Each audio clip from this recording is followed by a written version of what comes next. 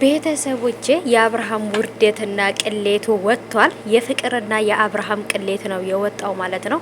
ይህም ሁሉ ነገር እየተፈጠረ ያለውና እየሆነ ያለው እንግዲህ እኛ ላይ መጫወት የፈለጉትን ነገር ላይ ወይንም ሚዲያ ላይ አምጥተው እነሱ ብቻ ሰው፣ እነሱ ብቻ አዋቂ፣ እነሱ ብቻ ተናጋሪ በእኛ ላይ ሙድ እየያዙ ይመስላቸው ነበርና የሆነ ሰው ተደብቆ አብርሃምና ፍቅር እንግዲህ ሲሳሳሙ ነው። በቃ ባጭር አማርኛ ምን ሌላ ነገር የለውም። እና እየተሞዳሞዱ መኪና ላይ እሷ ሂዳ ከተሳሳሙ በኋላ ከዛ ወጥተው ምናምን በቃ ይሄ ሁሉ ቪዲዮ በቅርብና በርቀት ተደርጎ ነው እንትን የተባለው።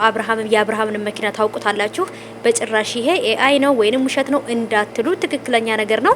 ይሄን ቪዲዮ ራሱ እንዳጠፋ ነው ልጁ እየተነገረ ያለው ማለት ነው አሁን ላይ።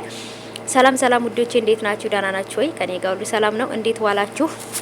ሁላችሁ ሰላም እንደሆነና ጥሩ እንደሆነ በአሪፍ እየሰራችሁና አሪፍ እንደሆነ ተስፋ አደርጋለሁ። እኔ ውዶች ፈጣሪ ባላችሁበት ይጠብቃችሁ፣ ከመጥፎ ነገር ይጠብቀን አባይቦቼ። እና ውዶቼ ወደ ገደለው ስገባ እንግዲህ ዛሬ ትንሽ ረዘም ያለ ቪዲዮ ነው ይዤላችሁ የመጣሁት። ያኔ 4 ደቂቃ የሚሆን ነው። ያው በትዕግስት ለማዳመጥ ሞክሮ ማለት ነው። ምክንያቱም አንዳንድ ጊዜ የሰዎች ውርደት፣ የሰዎች ቅሌት እንደማያልቅ ነው የምነግራችሁ ማለት ነው። ቪዲዮውን አስገባላችኋለሁ ሙሉ ለሙሉ የፍቅርና አብርሃም ምን እያደረጉ እንደነበረ፣ ምን እየተፈጠረ እንደነበረ ያንን ቪዲዮ በደንብ አድርጌ ሙሉ ለሙሉ አስገባላችኋለሁ። እኔ ግን እውነት ለመናገር ደንግጫለሁ።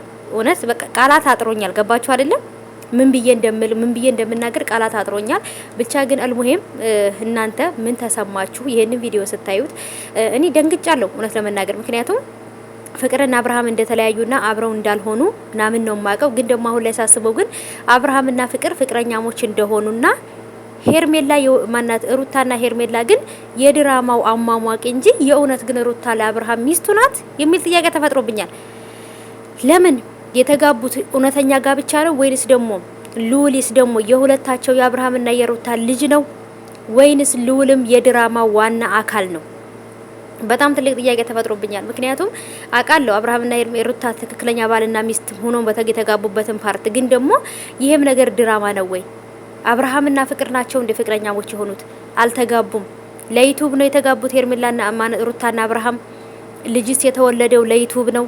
ምንድን ነው? ምክንያቱም ይሄ ነገር በጣም ብዙዎችን ያስቆጣ፣ በጣም ብዙዎችን ሰዎች ያናደደና እንዴት ይሄን ያህል በእኛ ላይ ሙርት ይዛላችሁ? እንዴት ይሄን ያህል ትረክሳላችሁ?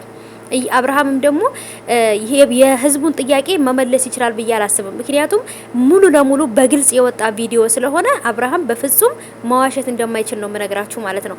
ቪዲዮውን ሙሉውን እስከ መጨረሻው ድረስ አስገባላችኋለሁ ማለት ነው። አብርሃም እስከሚሄድ ያለበት ቦታ ፍቅር ከዛን ወረደች፣ የሚያረጉት ነገር አደረጉ። ከጨረሱ በኋላ ግን ሄዱ። አንዳንድ ጊዜ ዩቲዩብ ላይ ታዋቂ እንደሆኑ ፌመስ እንደሆኑ ወይንም ደግሞ እየሰሩ ያሉት ድራማ እንዳለ እረስተውታል ቤተሰቦች። ለዛ ነው መንገር ላይ ፍቅር መኪና ውስጥ ገባች፣ ከዛን ተሳሳሙ፣ ከዛን ቻው ምናምን አላት፣ አለቀ። እንደዛ አይነት ጨዋታ አለ?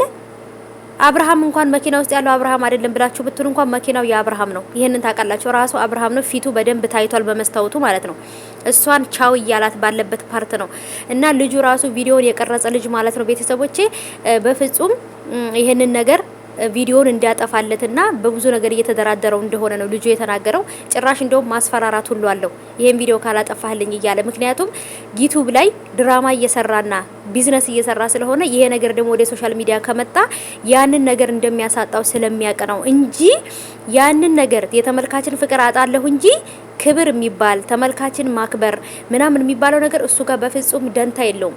አብርሃም ገንዘብ ካገኘ አብርሃም ከሰራ ሌላ ነገር ለማንም ሰው ለማንም ተመልካችም ሆነ ምንም ደንታ የለውም። እና የምረት የወረደ ቆሻሻ ነው ማለት ነው። አብርሃም ቆሻሻ እንደሆነና የዘቀጠ እንደሆነ ከዛችም እንደሚል በደንብ እናውቃለን። ግን ደግሞ በዚህ ልክ መንገር ላይ ድራማ እየሰራ እንደሆነ ትወና እየሰራ እንደሆነ ረስቶት እንደዚህ መሆን አለበት ብዬ አላስብም። ብቻ ግን እውነት የቆሸሸ ተግባር ነው፣ የሚያስጠላ ተግባር ነው አሁን ላይ አብርሃም እያደረገ ያለው።